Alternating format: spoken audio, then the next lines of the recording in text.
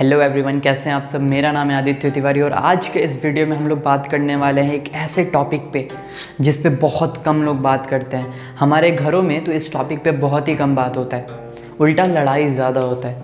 देखो, बात करना, डिस्कशन करना और लड़ने में बहुत अंतर होता है। हम अपने घरों में ज़्यादातर उस चीज़ पर लड़ाई करते हैं, ना कि डिस्कशन कर कर उसका सॉल्यूशन निकालते हैं।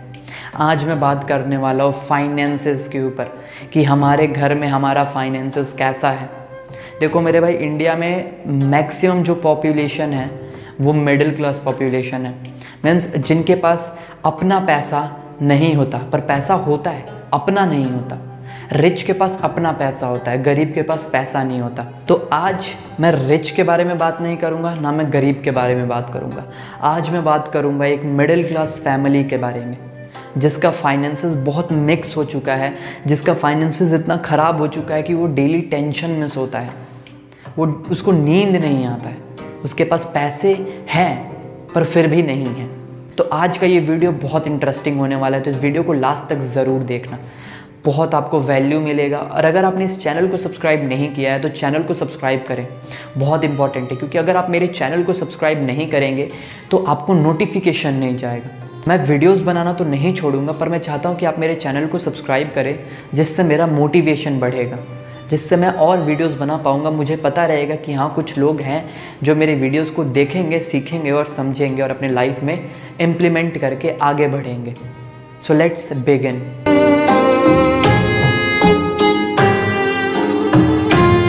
सबसे पहला चीज़ जिस पर आपको ध्यान देना है इज़ बजटिंग, कि आप एक बजट बनाओ यार। आप जितना भी लाइफ में अर्न कर रहे हो, एक बजट बनना चाहिए ना। हम देखते हैं कि पार्लियामेंट में, लोकसभा में, राज्यसभा में बजट पर कितना बहस होता है। डेली हर साल फाइनेंस मिनिस्टर बजट पेश करते हैं। क्यों करते हैं वो ऐसा? ताकि उनको पता हो कि किस सेक्टर में उनको कितना पैसा खर्च करना है, कहाँ कितना पैसा इन्वेस्ट करना है। अगर आप बजट खुद का नहीं बनाओगे तो आप कहीं भी किसी भी तरीके से बस पैसा डालते जाओगे, खर्च करते रहोगे और एट द एंड में आपको पता ही नहीं चलेगा कि आपका पैसा गया किधर। So it is very important कि आपको पता हो कि आपका पैसा किधर जा रहा है। आपको पता होना चाहिए कि आपको अपने नीड्स पे कितना खर्च करना है, आपको अपने वांट्स पे कितना खर्च करना है, आपको खुद के हेल्थ पे कितना खर्च करना है, आपको कितना सेव करना है, कितना इन्वेस्ट करना है। इन सब चीज़ों का बजट बनाओ। पर हाँ, इस 30 मिनट से आपका लाइफ अच्छा हो सकता है, आपका लाइफ बेहतर बन सकता है। आप एक पीस वाले स्टेट में जा सकते हो, शांति में जा सकते हो आप। वरना पैसा इंसान को हिला के रख देता है, बर्बाद करके रख देता है। वो इतने फंस जाते हैं ना पैसों के जंगल में, पैसों के जाल में, कि वो बर्बाद हो जाते हैं। दिन रात वो टेंशन में रहते हैं, सो नहीं पाते। So that is very important कि आप अपना बजट बनाएं।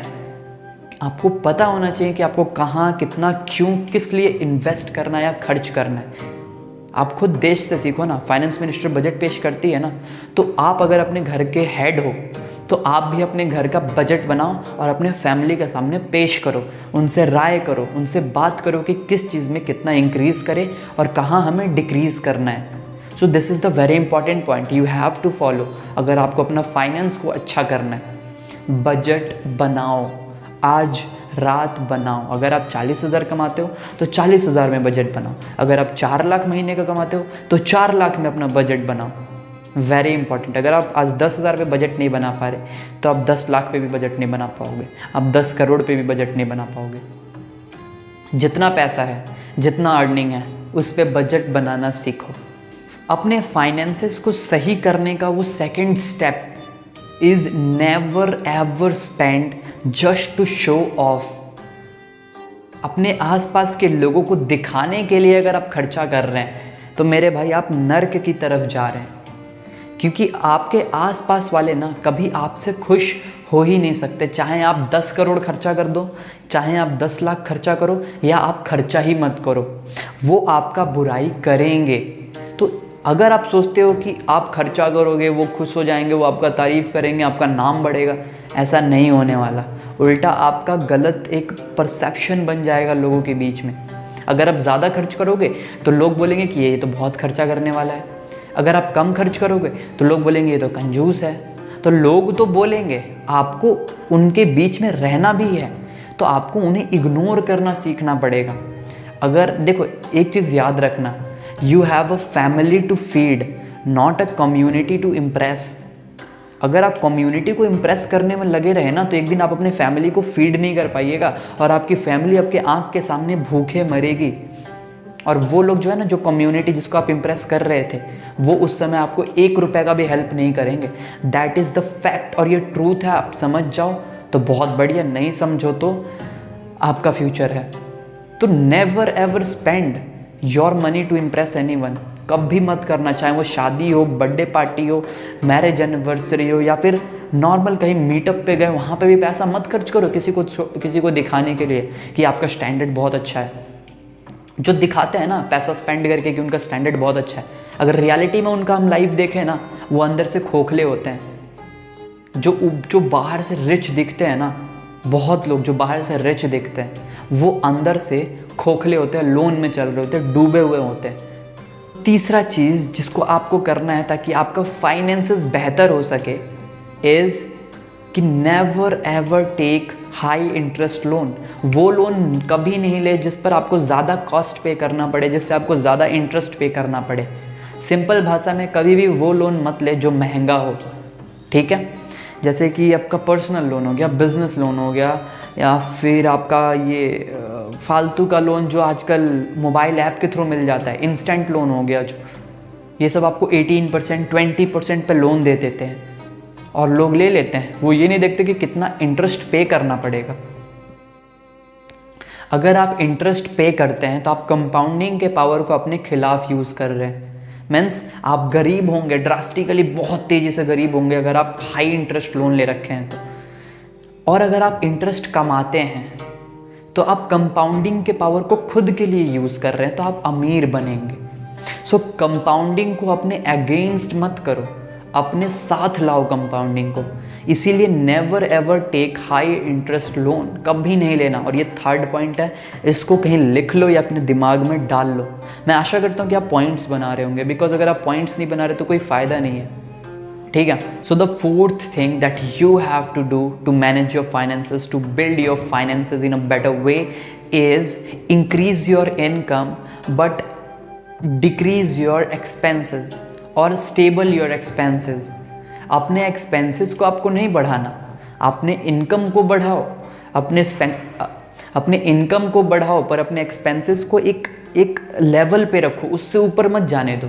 अपने एक्सपेंसेस को हो सके तो नीचे ही लाओ। इमेजिन करते हैं कि आप एक इन्वेस्टर हो, ठीक है।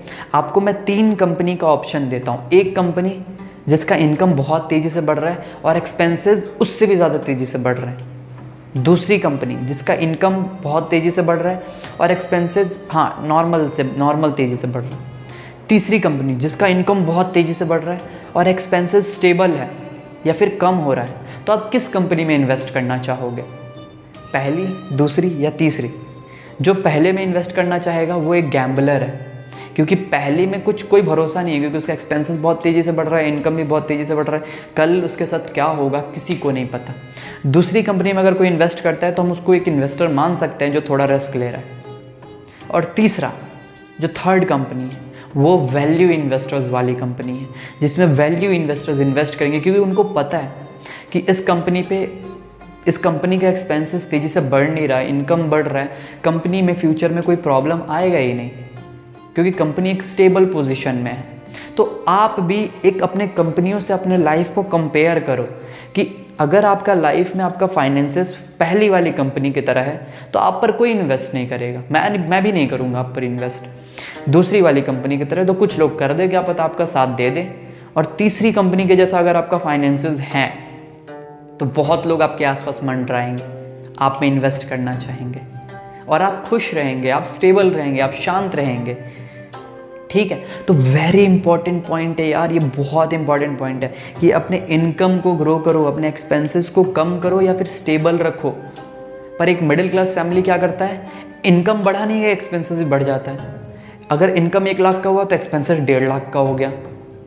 ये होता है मिडिल क्लास फैमिली का ट्रुथ है, ये ट्रुथ एक रिच का पता है क्या होता है, अगर इनकम 10 लाख होता है ना तो उसका एक्सपेंसेस 80,000 ही रहेगा, एक्सपेंसेस 1 लाख ही रहेगा, उससे ऊपर नहीं जाएगा। अगर इनकम 1 करोड़ भी हो गया ना तो उसका एक्सपेंसेस वहाँ से उसके प्रपोर्शन में सिर्फ 2 लाख होगा, नहीं कि 1 करोड़ हो जाएगा सीधे।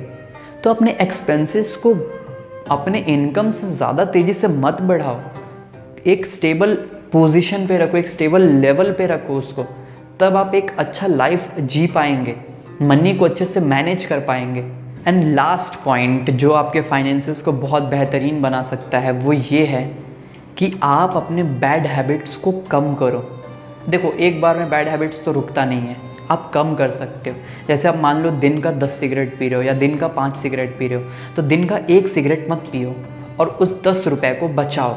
अगर आप 365 दिन भी उस एक दिन का सिगरेट को बचा लेते हो तो आप 365 दिन में 3650 मीन्स 3650 रुपीज़ बचा लोगे, और क्या पता आपका नशा का लत भी छूटने लगे। तो बैड हैबिट्स को कम करो और उस पैसे को बचाओ और उसको इन्वेस्ट करो, आपके बेनिफिट के लिए भी है और आपका लाइफ भी अच्छा हो रहा है। दूसरा, अगर आप फास्ट फूड बहुत ज़्यादा खाते हो, ठीक है, मान लो आप डेली का 50 रुपये खर्चा कर रहे हो किसी चीज़ पे, तो आप कम तो कर नहीं सकते हो, तो ट्राई करो कि आप कम से कम फास्ट फूड खाओ। मीन्स अगर आप 365 दिन खाते थे, डेली खाते थे, तो उसको कर दो कि हाँ मैं सिर्फ 6 महीने खाऊंगा, मतलब हर एक दिन के गैप पे खाऊंगा। तो वो जो एक दिन का गैप वाला पैसा बच रहा है उसको बचाओ, आपका अराउंड करीब 9,000 रुपीज़ साल का बच जाएगा। अगर आप 175 डेज़ भी साल भर में अगर आप फास्ट फूड नहीं खाते और 50 रुपये बचा लेते हो 175 डेज़, तो पता है आपके पास कितना होगा, अराउंड 9,000 रुपीज़ हो जाएंगे आपके पास। फिर उसको इन्वेस्ट कर देना, उसको सेव कर देना, आपका फाइनेंस भी बेहतर हो जाएगा और आपका लाइफ भी सेव हो जाएगा, आपका हेल्थ भी अच्छा हो जाएगा। तो ये सब चीज़ें हैं, ये सब पॉइंट्स हैं। देखो मेरे भाई, आप चाहे कितना भी वीडियोस देख लो, कितना भी बुक्स पढ़ लो, जब तक आप खुद से सोचोगे नहीं ना शांति से बैठ के, जब तक आपको खुद अपना लाइफ को बदलने में इंटरेस्ट नहीं रहेगा ना, यहाँ से चाहे मैं कितना भी भौंक लूँ, बोल लूँ, आपको आगे मार दूँ कुछ नहीं बदलने वाला। You have to change your life. अगर ये वीडियो अच्छा लगा, इस वीडियो को शेयर करना, चैनल को सब्सक्राइब करना, और अगर कोई भी बात है जो आपके दिल में है तो आप कमेंट बॉक्स में लिख सकते हैं, मैं रिप्लाई ज़रूर करूँगा। मिलता हूँ आपसे नेक्स्ट वीडियो में। Till then take care, bye.